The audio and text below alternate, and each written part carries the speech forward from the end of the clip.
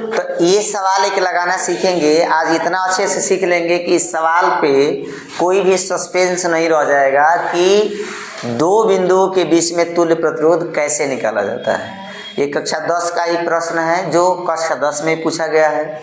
ऐसे प्रश्न आपके 12 में भी पूछते हैं कभी कभी। तो ये 10 का एक पेपर का क्वेश्चन है जो दिखाया गया है इस तरह का परिपथ और लिखा गया है कि ए और सी के बीच में क्या करिए, तुल्य प्रतिरोध ज्ञात करिए। तो आज हम एक बात आपको समझाएंगे, जिस बात को आप यदि समझ जाएंगे तो आप किसी भी परिपथ का तुल्य प्रतिरोध आसानी से ज्ञात कर पाएंगे। ठीक है ना। बात क्या समझनी है, चलिए बात समझनी ये है कि सबसे पहले किसी भी दिए गए परिपथ में हम पॉइंट का नाम रखना सीखेंगे। किसका नाम रखना सीखेंगे? पॉइंट का। जैसे देखिए एक यहाँ पे पॉइंट है, इस पॉइंट का नाम क्या दिया गया है? ए दिया गया है।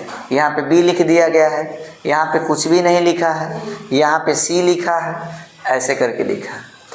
आप ये जानते हैं कि एक प्रतिरोध के पास कई सिरा होता है? 2 सिरा होता है। जैसे इस प्रतिरोध के पास कई सिरा है? 2 सिरा, एक इधर का सिरा एक इधर का सिरा। इस प्रतिरोध के पास कई सिरा है? 2 सिरा, एक ये सिरा और एक ये सिरा। इस प्रतिरोध के पास कई सिरा है? 2 सिरा, एक सिरा ये एक सिरा ये।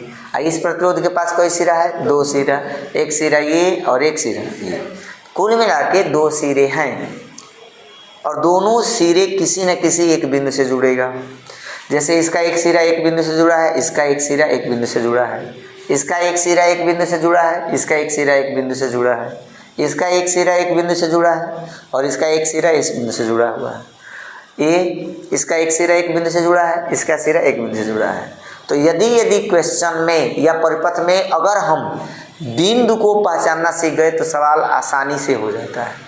तो सबसे पहले हम बिंदु कैसे पहचानेंगे, इसको अगर ध्यान से देखें तो देखिए बिंदु का नाम तब तक आपको चेंज नहीं करना है जिस तार से क्रॉस करने पर जब तक कुछ न मिलता हो।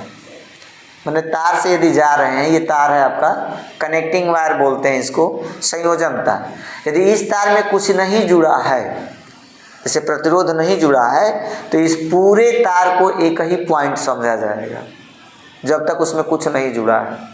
तो अगर ये पॉइंट ए है, इसके आगे आगे बढ़िए, कुछ भी नहीं मिल रहा है ना, कुछ भी नहीं मिल रहा है, तो जहाँ तक जाएंगे वहाँ तक वो बिंदु किसका काम करेगा?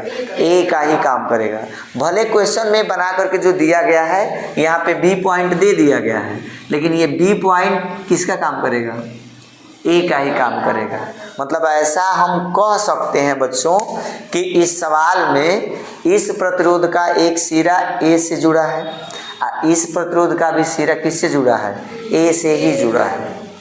चलिए आगे बढ़ते जाएंगे। अब आपको प्रतिरोध मिलना शुरू होगा। जब प्रतिरोध मिलेगा तो पॉइंट ऑफ नाम क्या हो जाएगा? चेंज हो जाएगा।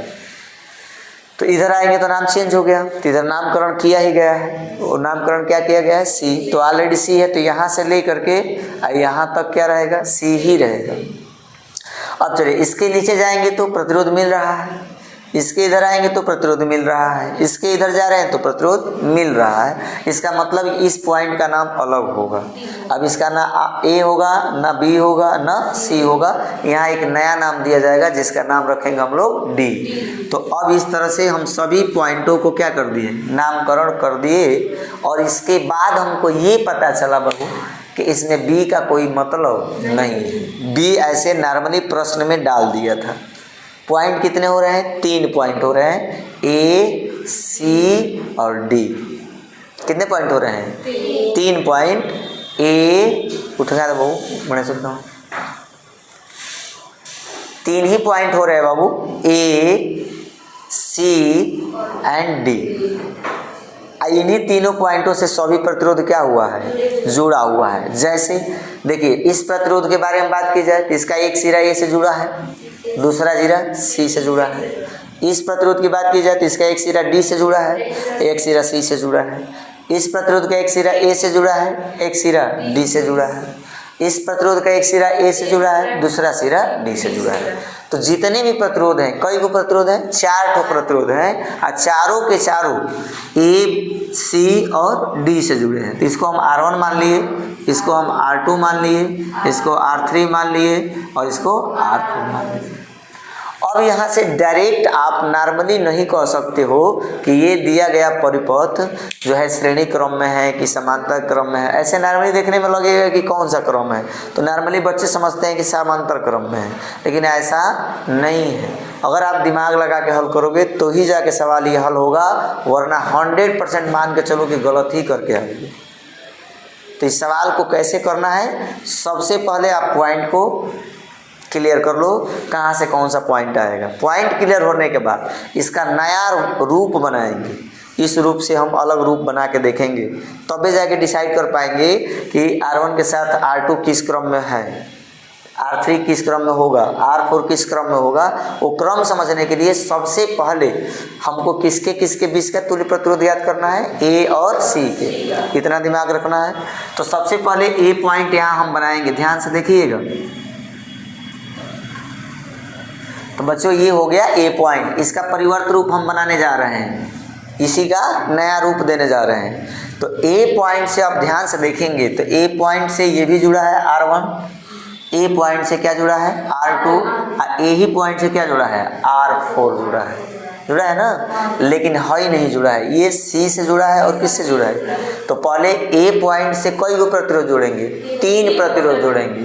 पहला प्रतिरोध ध्यान दीजिए ऐसे,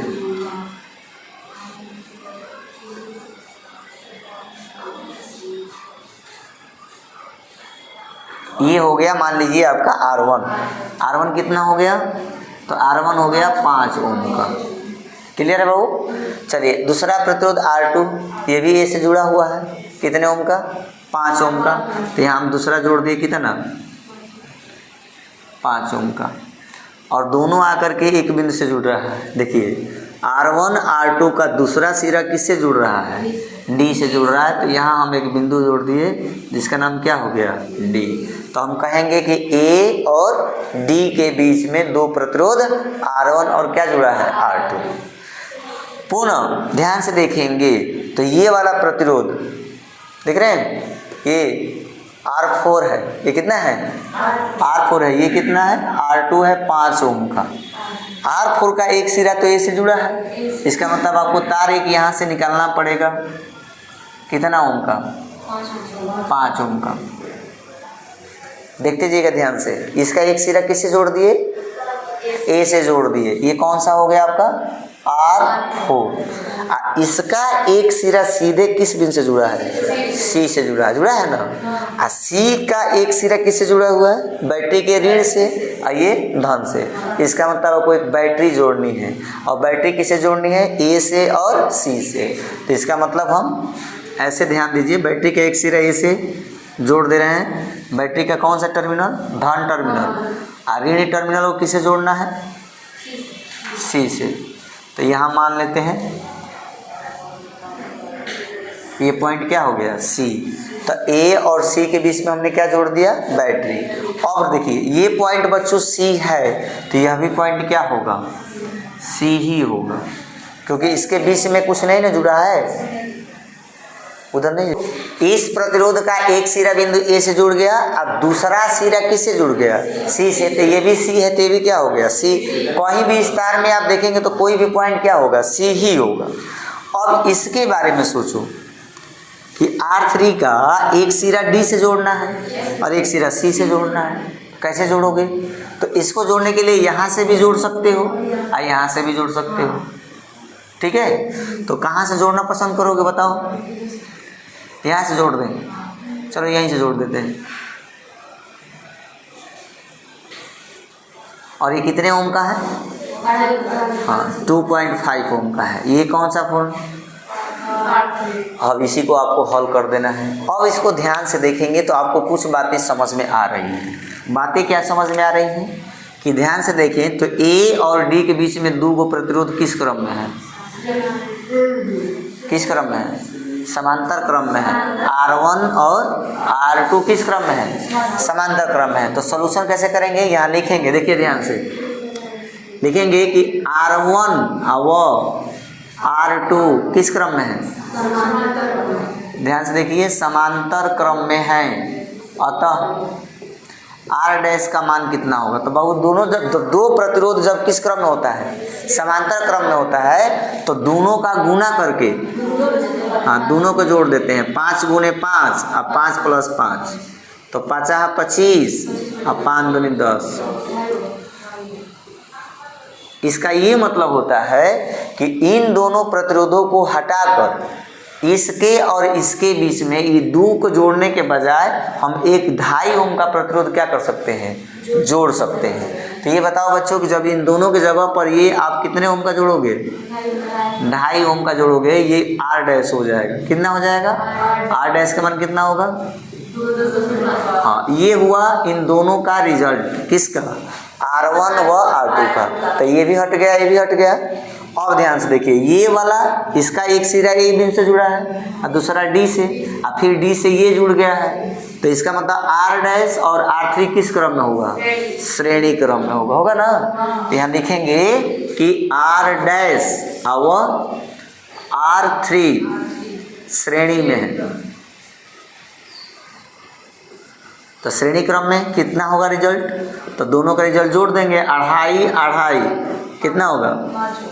श्रेणी क्रम में दोनों को ऐड कर देंगे तो 2.5 2.5 मिल के कितना हो जाएगा, 5 ओम हो जाएगा। बहुत ही इंपॉर्टेंट क्वेश्चन है, ध्यान से देखो। ये दोनों हटेंगे तो एक सिंगल आएगा, यही ना आएगा। इन दोनों की जगह पे इसका तुल्य रेजिस्टेंस कितना ओम का है, 2.5 ओम का है। तो अब ये हट गया ना,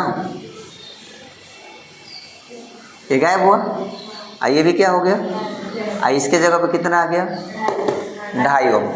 अब इसको देखो, इस वायर में कई गो प्रतिरोध है, 2 गो, 2.5 ओम का 2.5 ओम का। ये दोनों किस क्रम में है, श्रेणी क्रम में है। तो इन दोनों का रिजल्ट कितना हो जाएगा, 5 ओम। अब ये 2 के जगह पर इसको टोटली हटा करके एक गो प्रतिरोध हो जाएगा, कितने ओम का, 5 ओम का। तो जो दोनों मिल के काम करेगा वो सिंगल आप ऐसे कितना ओम का लगा सकते हो, हाँ 5 ओम का जोड़ सकते हो। ये दोनों क्या हो जाएगा, ध्यान समझते चलना। अब ये दोनों बाबू हट गया तो ये कितना ओम का हो गया, 5 ओम का। अब बताओ ये 5 ओम इसके साथ किस क्रम में है, हाँ इसके साथ समांतर में नहीं है। इसका एक सिरा एक बिंदु से, इसका भी सिरा एक बिंदु से, तो दोनों का एक सिरा एक बिंदु से और दूसरा सिरा एक बिंदु से, समांतर क्रम में है। तो अब लिखेंगे कि R4 अब आर डबल डैश समांतर क्रम को पार्श्व क्रम कहते हैं। तो पार्श्व क्रम में है, अतः तुल्य रेजिस्टेंस क्या होगा, 5 गुने 5 और 5 प्लस 5, 5 25 और 25 का 2.5 हो जाएगा। अर्थात ए और बी के बीच, ए और सी के बीच में तुल्य रेजिस्टेंस कितना हो गया, 2.5 ओम हो गया। बहुत अच्छा सवाल है ये।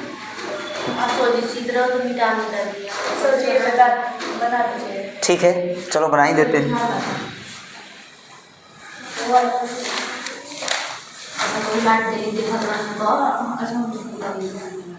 चलो बना लो फिगर। बहुत हाँ क्या कर रहे हो,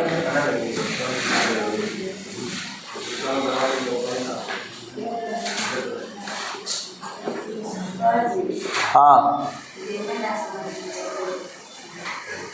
कौन पूछी,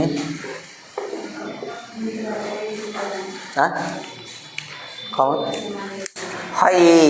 देखो जब तक हे वायर में प्रतिरोध नहीं के जुटल नो जाता तो तारा ए लिखो आज बी लिखो, तो ए बी लिखला से कोनो मतलब नहीं के। और ए बात हो ए हो चाहे बी हो, हई बी बात हो बी हो सकेला, तारा जौन मर्जी लिख सकेलो, बुझाता। जब तक वायर में कुछ नहीं के जुटल, नोट कर लो, बहुत बड़े सवाल रहा है।